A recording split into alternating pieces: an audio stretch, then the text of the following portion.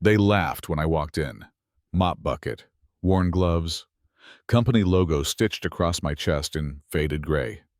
To them, I was just another janitor, someone who didn't belong on the executive floor. They stepped over my work like I was part of the floor itself. I could hear their chuckles behind my back. Is she lost? One man sneered near the coffee bar. Wrong floor, sweetheart. Another muttered, not even bothering to whisper. I didn't flinch. I didn't respond. Because today wasn't about proving anything to them. It was about watching, listening, collecting. Every eye roll, every under-the-breath comment, every locked door, they were all data points now. Behind the closed doors of Devlin Mutual Assurance, a company that boasted about community commitment and equal opportunity hiring, I saw a different truth. This wasn't just a toxic workplace.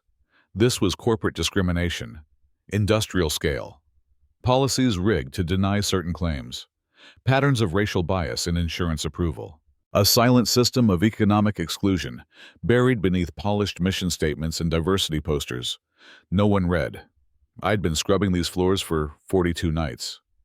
Every evening, after hours, while the office lights dimmed and the corridors emptied out. I combed through shredded documents, unencrypted emails, even invoices tucked into trash bins marked confidential. What I found wasn't just unethical, it was criminal. And they had no idea the woman they mocked worked directly for the Department of Justice. That morning, as a white senior manager accidentally spilled his latte near my feet and laughed when it splashed my uniform, I didn't react. I just bent down, wiped the floor, and smiled faintly. Then I stood up, looked him straight in the eye, and said, "Sometimes the mess isn't what's on the ground, it's who's standing above it." He blinked, confused. Maybe for a second. He felt it. The shift in the air, the tension he couldn't name, but by then, it was too late. The DOJ doesn't knock first. We document, we verify, we strike when it matters. And today was evidence day. Not just for him, not just for Devlin, but for every employee who's been passed over, disrespected, or pushed out of a system designed to keep them silent. Because workplace injustice, no matter how well-dressed or well-defended, can't hide forever. Not when we're watching. Not when the janitor is the one holding the badge. The badge in my pocket wasn't made of metal. It was encrypted, digital, and invisible to everyone in this building. But it gave me access to every level of this case. I wasn't here by accident. I was here because someone, somewhere inside Devlin Mutual Assurance, thought they could bury the truth under executive policies and quarterly bonuses. They thought no one would ever care enough to look. They were wrong. My name is Althea Brooks, 42 years old, federal investigator under the Department of Justice's Division of Corporate Accountability. My specialty, racial discrimination in high-risk industries insurance, finance, healthcare. I didn't get here by climbing a clean ladder. I got here by crawling through some of the dirtiest corners of American enterprise and proving, again and again, that bias is bad business. This time, I wasn't just auditing spreadsheets. I was auditing a culture. Devlin was a fortress, glass walls, brushed steel elevators. Every hallway smelled like citrus and power. Their public image impeccable, family-friendly commercials, charitable sponsorships, and glowing diversity reports. But behind closed doors, real people, mostly women, mostly black and brown, were being denied promotions, forced out, and left without recourse. Their health claims were lost, their complaints unsubstantiated, and their silence was bought with severance and NDAs. It started with a letter. A woman named Renee Harris, mid-30s, single mom, claims specialist. She'd worked here 8 years, no warnings, no complaints. Then one day she's called into HR and told she's being placed on a behavioral improvement plan for creating discomfort in team dynamics. That's legalese for someone white in management didn't like being questioned. Renee pushed back once on a rejected claim involving a black diabetic client, whose coverage was inexplicably canceled mid-treatment. That was her mistake. She raised her voice, and the system answered by erasing her. She sent her story anonymously to DOJ's Workplace Civil Rights Violation Task Force. It landed on my desk. At first, I didn't react. I get dozens of these a month. But something in Renee's wording felt off, too careful, too coded, like she'd already seen what happens when people speak plainly. Her letter included a curious note. My mother worked here in janitorial services in the 90s. She said things never changed. I paused. I remembered that name. Her mother and mine had once worked the same floor. My mother left this place humiliated. She died of a stroke 2 years later, with nothing but hospital bills and unprocessed claims. It wasn't justice I wanted. It was accountability. I filed my official infiltration order and entered Devlin's building under a vendor contract as a janitor assigned to overnight shifts. No one asked about my background. No one wondered why someone with perfect English, clean references, and an oddly precise sense of order would be scrubbing toilets at 11 p.m. They just assumed. And that assumption, that quiet, implicit bias, was the first piece of evidence I needed. The janitor's closet became my operations base. Hidden behind buckets and bleach was a portable scanner, signal-blocking sleeve, and a modified phone rigged to upload encrypted files directly to DOJ servers. Each night, I clocked in like any other maintenance worker. But my real job was to monitor internal trash disposal, document access logs, and most importantly, pay attention to what was left behind. Corporate secrets never live in fireproof safes. They live in forgotten printouts, hallway conversations, and careless emails sent after midnight. In week 2, I noticed a pattern. Claims from clients in majority black zip codes were being disproportionately flagged for further verification. These verifications led to delays. The delays led to drop-offs. And drop-offs meant canceled coverage. I tracked 32 instances in 1 month, all within 3 counties, all within neighborhoods statistically below the poverty line, all denied. The system didn't say race. It never does. It used coded terms: non-compliant patient, high-risk demographic, urban instability index. But I knew what it meant. I'd seen the same words used in other industries: banking, housing, even private education. It's how systemic racism operates, not through slurs, but through spreadsheets. One night, I found a printed memo half-crushed in a trash bin outside the Director of Underwriting's office. It was from the VP of Risk Assessment. The subject line read, "New metrics, efficiency targets, inside." A bullet point stood out: claims flagged under socioeconomic Tier 3 or below to be deprioritized unless escalated by supervisory team. Focus on streamlining approvals with cleaner documentation sources. I circled the line, scanned the page, and filed it. Not dramatic, not illegal on its face, but when paired with outcomes and patterns, it was the smoking gun. That same week, I saw Renee again. She looked drained, walking toward HR like a woman headed to sentencing. I watched from behind a glass door as she exited the office with a white envelope clutched to her chest. Severance agreement. I'd seen hundreds. She sat down in the break room alone, opened the envelope, read silently, then folded it back without blinking. 10 minutes later, she was gone. I followed her out, not close enough to be noticed. She got into her rusted Honda, stared at the steering wheel for a full 5 minutes, then drove off. Back inside, the same manager who fired her made a joke to his team. Another attitude problem solved. Let's hope the next one comes with fewer opinions. They laughed, and I took notes. By the end of week 3, I knew exactly who was behind the patterns. His name was Graham Keller, Senior Director of Claims Risk, white, mid-50s, golf tan, neatly parted hair, and a voice that always sounded like it was performing for someone more important in the room. He walked like the building belonged to him. He spoke in buzzwords and legal shields: efficiency, liability, risk mitigation. But what he really managed was a system that targeted communities of color for denial without ever saying it out loud. Keller's floor was where most of the paper trail started and ended. I learned quickly that the shred bin next to his office wasn't locked. He trusted a routine, not security. On Thursday nights, the cleaning schedule shifted, and the building emptied out early. That's when I got brave. I timed everything. Elevator cameras had blind spots in the corners. I wore a body camera disguised as a mop handle as I collected trash from each office. I scanned, scanned, scanned. Most documents were mundane meeting notes, expense reports. But then I found a stack of case reviews. Red ink marked the top discretionary override needed. I flipped through. Each case involved a person of color, different states, different medical needs. Same result: denial, flagged for documentation concerns.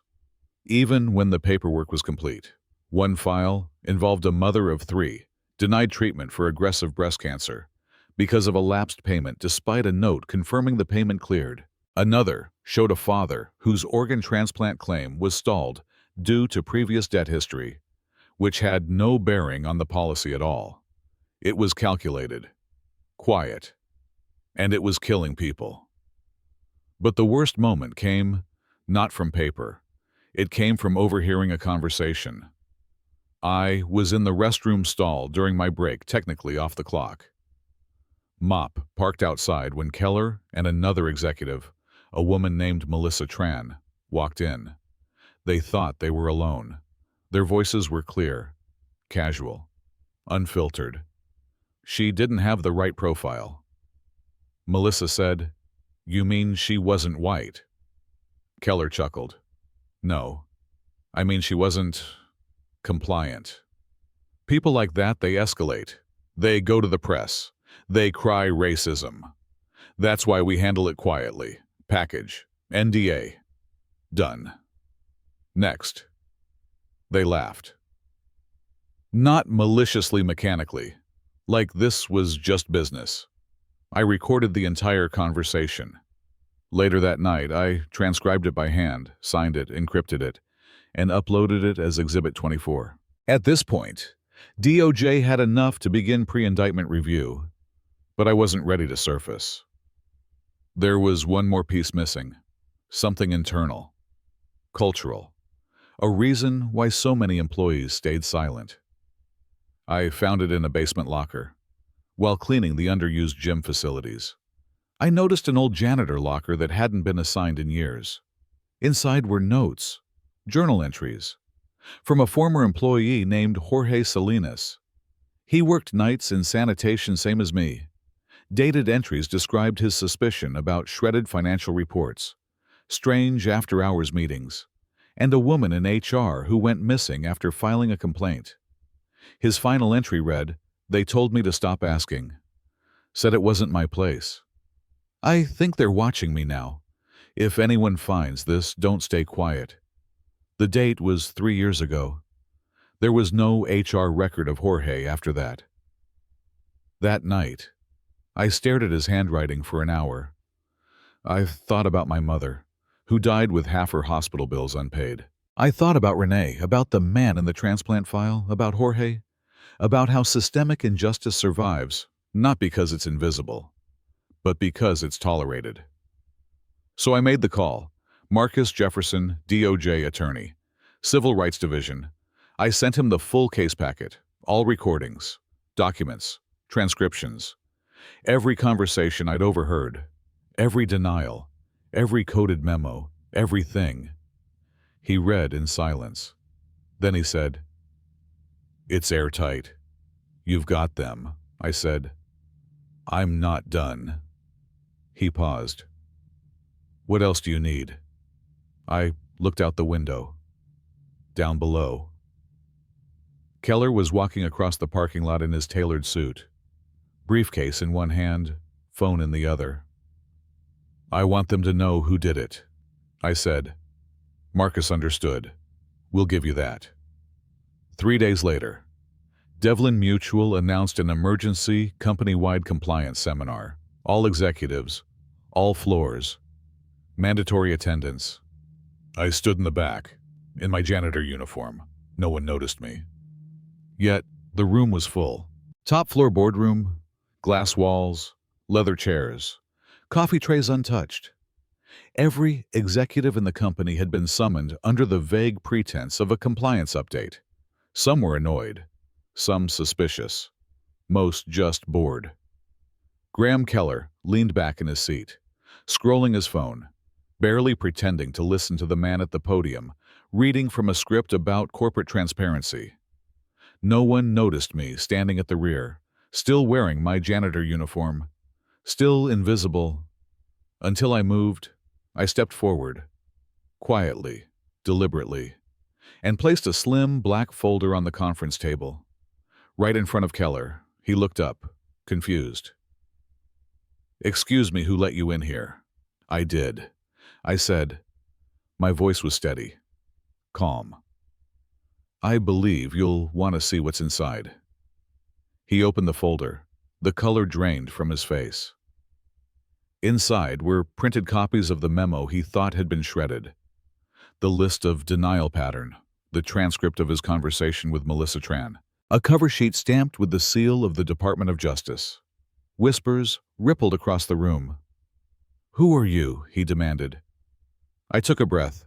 "My name is Althea Brooks. I've been working here for the last 6 weeks under a federal investigation into civil rights violations, financial fraud, and systemic racial discrimination in claim approvals. The documents in that folder are part of a sealed DOJ case file.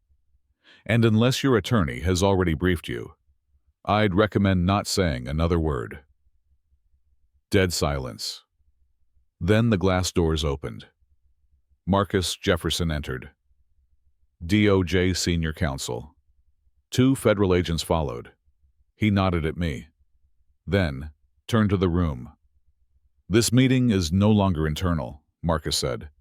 "We're invoking emergency oversight under the Civil Corporate Accountability Act, effective immediately. Devlin Mutual Assurance is under federal investigation." Graham tried to recover. "This is outrageous," he barked. "This woman's a janitor. She doesn't even work here." "Actually," Marcus said, pulling out a folder of his own, "Ms. Brooks is a federal employee operating under authorized covert capacity through the DOJ's Workplace Equity Enforcement Unit. Everything she's collected has been documented, time-stamped, and verified, including this." He clicked a remote. A large screen at the end of the boardroom flickered to life. Surveillance footage appeared clear. Date stamped. Silent but damning. It showed Keller and Melissa in the restroom, laughing. It showed Keller joking with coworkers about cleaning up the complaint problem. It showed HR shredding documents after hours. It showed Renee Harris walking out of the office with her envelope face blank. Defeated. Then came the audio. Clear. Unmistakable. "She wasn't the right profile. People like that escalate. Package NDA. Done." There was no misunderstanding, and no editing, no denying. Executives began shifting in their seats. Eyes darted. Some leaned away from Keller, like his guilt was contagious. Melissa stood abruptly. "I didn't approve those memos. I was just following instructions." Marcus didn't even look at her. "We'll speak with your counsel." I turned to Keller. "You once said certain employees needed to be handled quietly. How quiet does this feel now?" He didn't answer. His hands gripped the arms of his chair, knuckles white. Marcus nodded at the agents. "Please escort Mr. Keller for immediate questioning." Keller stood, or tried to. His legs gave out. They helped him up, not kindly, and walked him out past a dozen of his own employees. Not one looked him in the eye. As Keller disappeared down the hallway, I turned back to the room. "This isn't just about one man," I said, voice low but unwavering. "This company built a system, a framework of discriminatory insurance practices masked as data science. It targeted low-income families, people of color, single mothers, seniors with limited mobility. You wrote algorithms that amplified bias. You flagged zip codes, language patterns, even handwriting styles. And you called it risk assessment. Someone scoffed. I turned. It was the CFO. Tall, composed, arms crossed like none of this touched him. "This is all very dramatic," he said. "But insurance is a numbers game. We make hard decisions based on data. If there are disparities, it's because of external variables, not internal bias." I stepped forward. "You want numbers?" I pulled out my own tablet and tapped the screen. The projector shifted. Slide after slide appeared compiled charts from 6 weeks of internal files. Denial rates by race, gender, income bracket, time, delays by surname, coverage drop-offs by region. All of it matched. You denied coverage to black applicants at 3 times the rate of white applicants, even when income and policy tier were identical. You forced additional documentation for Spanish-sounding names 64% more often. You lost medical records submitted by disabled clients twice as frequently. These are not variables. These are choices. The room was silent. A woman near the corner, an accountant, maybe covered her mouth with her hand.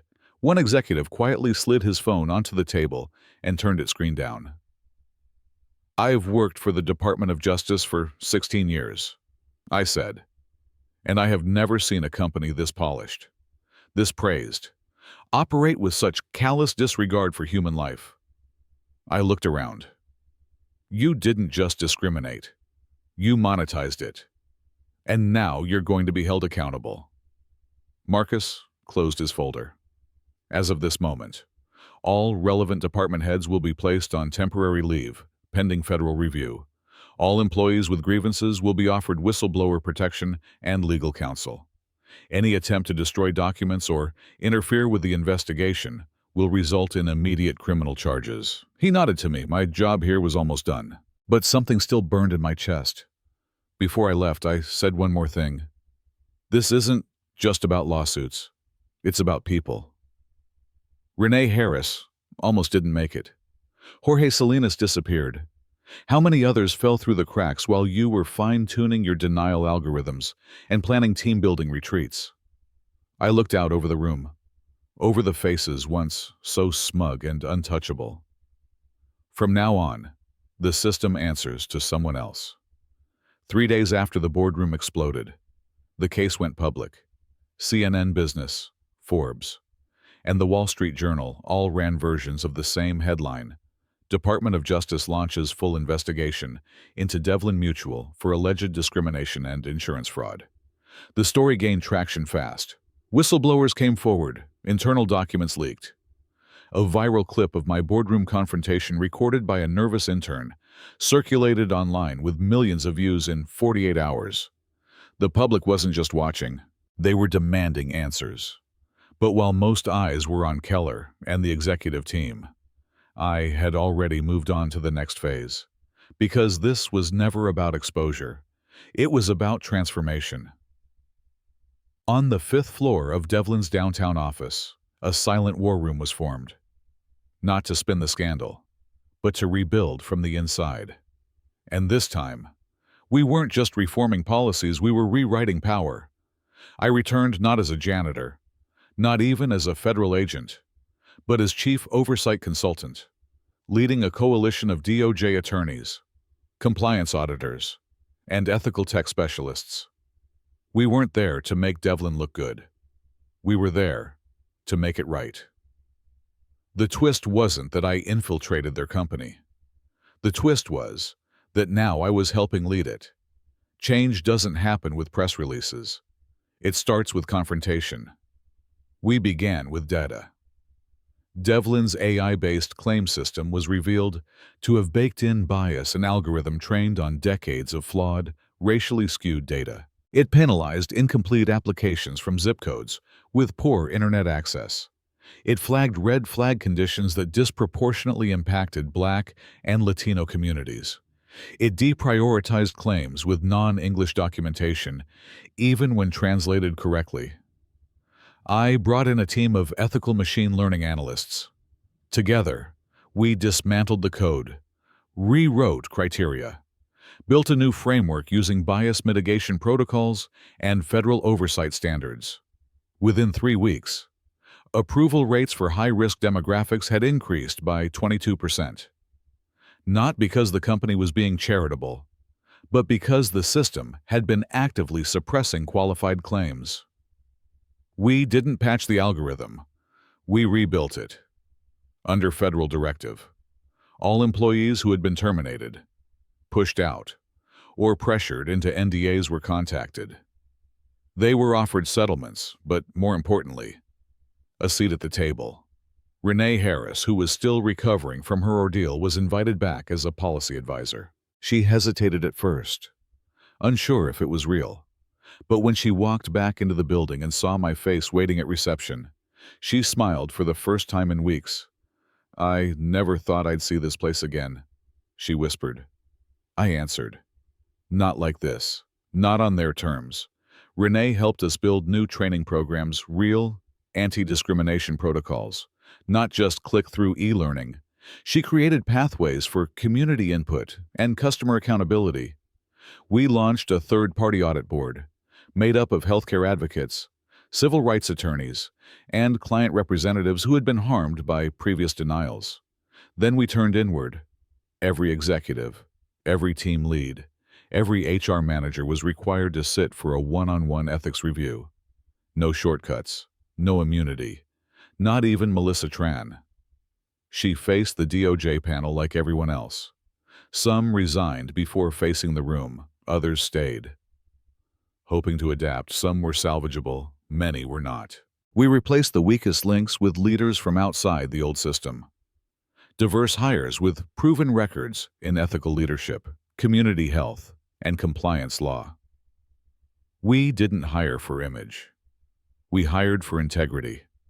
For the first time in Devlin's 84-year history, the executive team had more women than men, more people of color than ever before. Not as tokens, but as decision-makers. The twist wasn't justice through punishment. The twist was justice through rebuilding. But I didn't do it alone. Behind every policy shift, there were survivors of the old system guiding our hand. People like Jorge Salinas, whose family we located in Arizona. He had vanished from HR records, but we found a document trail that led to a forced NDA and a silent payout after he raised concerns. His niece, now a civil rights intern, joined our board as a junior analyst. We honored Jorge not with a plaque, but with a policy named after him, the Salinas Clause, which made it illegal for any internal Devlin process to erase or hide complaint records without DOJ review.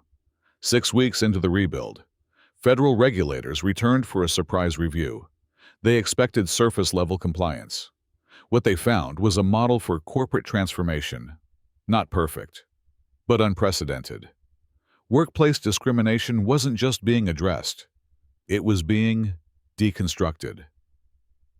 We launched Devlin's first-ever transparency dashboard public. Real-time data on claim approvals by demographics. Customers could see, live, how their communities were being treated. Investors balked at first. But then, the numbers came in. Retention spiked. Customer satisfaction hit record highs. Devlin's trust score rose 38% in a single quarter. And competitors. They started calling, asking how we did it. I told them the truth. You don't fix a biased company by rebranding. You fix it by giving power to the people you use to silence. And the final twist, I declined the permanent position. I was offered a 7-figure salary to stay. They wanted me to be their chief ethics officer, build a legacy, put my name on the new era. But that wasn't my job. My job is to move on, to infiltrate the next company, to tear down the next system that thinks it can hide behind policy and privilege. So I handed the reins to Renee. She accepted the offer. And the first thing she did as a Devlin executive, she removed the executive parking privilege. No more class divisions, she said. If you can't walk in the same door as your team, You don't belong in the building. I watched from the sidewalk as employees poured out into the morning sun, some in suits, some in maintenance uniforms, all walking through the same front door. One of them held it open for me. I nodded, stepped out into the street, and disappeared. Because the real story was never about me. It was about what happens when a system underestimates the wrong woman, and what she does when they leave the door open just wide enough to walk through with a badge in one pocket. And 1,000 voices behind her. The final report from the DOJ came out exactly 90 days after the investigation began. It was 197 pages long. But there was one sentence that mattered most. Systemic bias was embedded in Devlin Mutual's operational structure and deliberately sustained by key leadership. No excuses, no spin, just truth. A year later, Devlin Mutual had not only restructured, it had become a national case study in what real corporate accountability looks like. Not just words on a website, but reforms with measurable impact. Renee Harris now led a department that reviewed every denial policy in real time. The algorithm that once punished her community now answered to her. But the victory wasn't just in one company. It was in the message that spread far beyond the glass walls of Devlin, that even the most powerful systems can be made to answer for their harm if someone dares to push back. That even a janitor, overlooked and underestimated, can carry the weight of justice in her pocket and a plan in her mind. And that's the part I can't stop thinking about. Because when you strip away the titles, the job descriptions, the offices and the corner views, you're left with people. People who chose silence, or chose to speak. People who exploited their power, or used it to protect. People who saw the mop, but never saw the woman holding it. Maybe that's what shook them the most. Not the investigation, not the badge, but the fact that I was watching, listening, and that every careless laugh, every smug comment, every "she doesn't belong here" was evidence. And evidence doesn't lie. I tell this story not because it's rare, but because it's not. Workplace discrimination doesn't always look like shouting or lawsuits. Sometimes, it sounds like a polite email saying your qualifications aren't a cultural fit. It looks like the same types of faces in every leadership meeting. It feels like being invisible in a room you've earned the right to be in. And unless we name it, track it, and challenge it, it doesn't change. At Radio Life Stories, we don't just tell stories to entertain. We tell them to expose, to reflect, and hopefully, to inspire change. Because if you've ever walked into a room and been underestimated, if you've ever been judged by your clothes, your accent, your background, this story is yours too. You don't need a badge to fight back. You need awareness. You need allies. You need to know that you're not alone. And sometimes, you just need a reminder. You are not what they see. You are what you've built, what you've survived, what you choose to do next. If this story moved you, taught you something, or reminded you of someone who deserves better, share it. Leave a comment. Tell your story. Let your voice be part of the record. And if you believe that truth should never be ignored, hit that like button and subscribe to Radio Life Stories. Because the next story might be yours, or it might belong to someone just waiting for you to listen. We're not here just to talk about injustice. We're here to track it, document it, and one story at a time help dismantle it. You watched, you felt it. Now do something with it. Subscribe. We're just getting started.